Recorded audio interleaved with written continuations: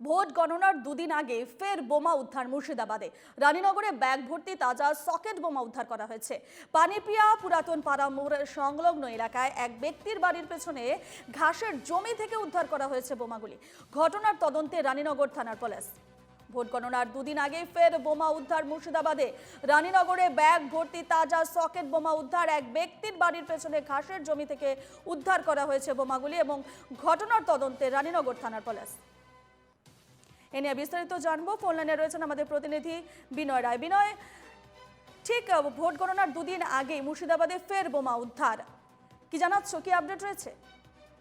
দেখো, একেবারে লোকসভা নির্বাচনের আগে থেকেই কিন্তু এই বোমা উদ্ধারের ঘটনা ঘটছিল মুর্শিদাবাদ জেলা জুড়ে, এবং লোকসভা ভোটের গণনার ঠিক দুদিন আগেই কিন্তু মুর্শিদাবাদের রানীনগর থানা এলাকার পানিপিয়া পুরাতন মোড় এলাকা, সেইখান থেকে আবারও কিন্তু এক ব্যাগ ভর্তি তাজা পকেট বোমা উদ্ধারের ঘটনা ঘটেছে।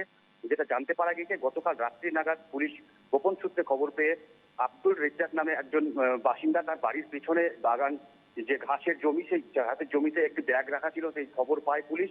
এবং সেই খবর পাওয়া মাত্রই কিন্তু গতকাল রাত্রে থেকে কিন্তু সেখানে পুলিশ পৌঁছে যায় এবং ওই জায়গাটিকে পুরোপুরি ঘিরে রাখায়। বোম বিস্ফোরণ টিমকেও খবর দেওয়া হয়েছে ইতিমধ্যেই।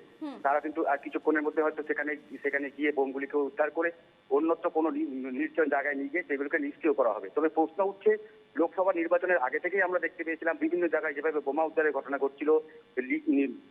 নির্বাচনের ফলাফল ঘোষণার দুদিন আগেও কিন্তু ঠিকভাবেই মুর্শিদাবাদের বিভিন্ন প্রান্তে এই বোমা উদ্ধারের ঘটনা ঘটছে।